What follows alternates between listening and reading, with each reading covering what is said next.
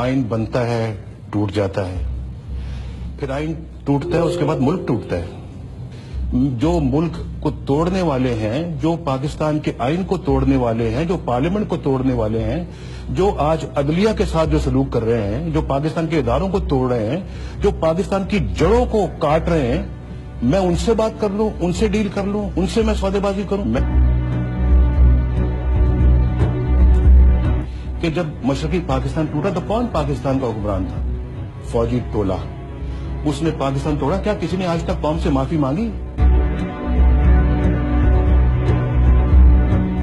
क्या किसी ने कहा कि जनाब हम कौम से शर्मिंदा हैं? किसी ने कहा कि जनाब हमने मशरकी पाकिस्तान के अवाम का मैंडेट तस्लीम नहीं किया और अपनी मन मर्जी की है और मुल्क तोड़ दिया है?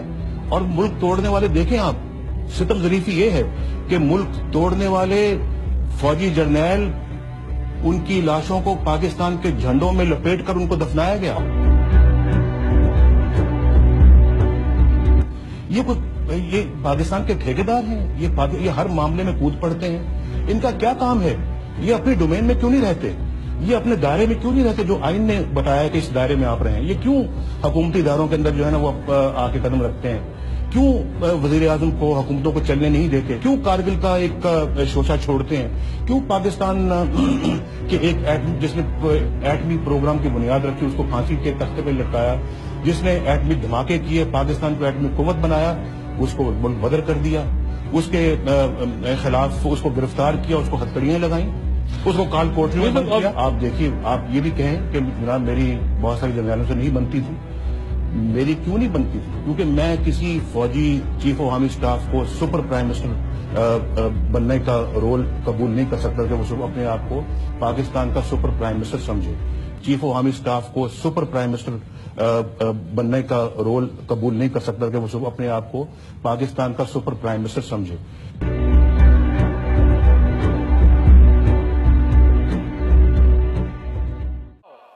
अपने पोजीशन पर वापस चले जाओ।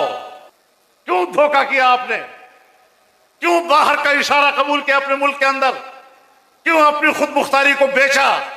आज कहते हो 9 मई 9 मई 9 मई, और 9 मई को जो हुआ था वो गद्दारी है और हम ये कर देंगे, हम वो कर देंगे।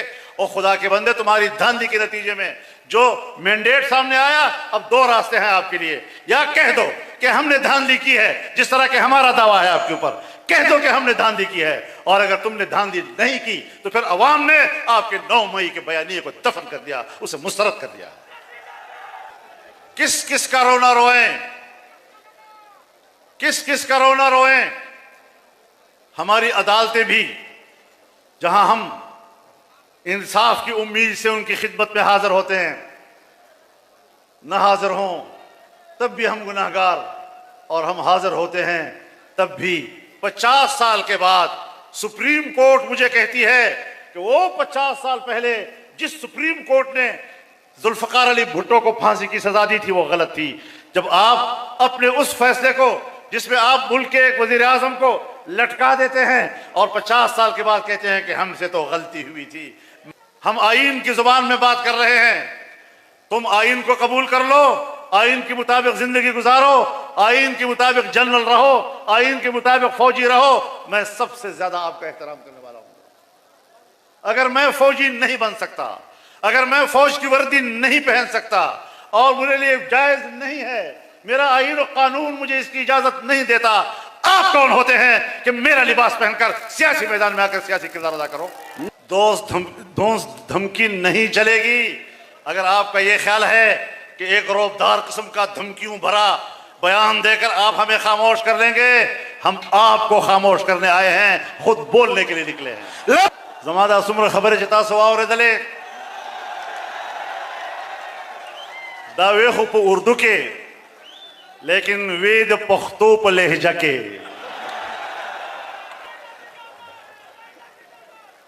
औस्तासो तरफ ना जदोई दा खबर कौम जमादा खबर उर्दू के वे दादा पख्तो पजामा के वो रहे दा सर च जिसम माने बरा खकारी दा इज्जत वाड़ी इज्जत और च इज्जत नहीं बे लरे का जिसम बोझ दा।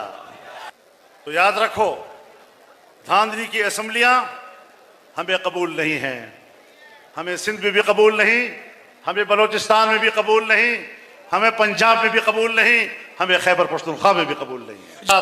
ہم ایک آزاد قوم ہیں اور پوری آزادی کے ساتھ اس سرزمین پر زندہ رہنا چاہتے ہیں۔ ہمیں اللہ نے تمہاری غلامی کے لیے پیدا نہیں کیا، ہمیں ماں باپ نے تمہاری غلامی کے لیے نہیں پیدا کیا۔ میں آج ان کو پیغام دینا چاہتا ہوں، وہی پیغام جو حضرت عمر رضی اللہ تعالیٰ عنہ نے دیا تھا، مَتَى اسْتَعْبَدْتُمُ النَّاسَ وَقَدْ وَلَدَتْهُمْ أُمَّهَاتُهُمْ أَحْرَارًا۔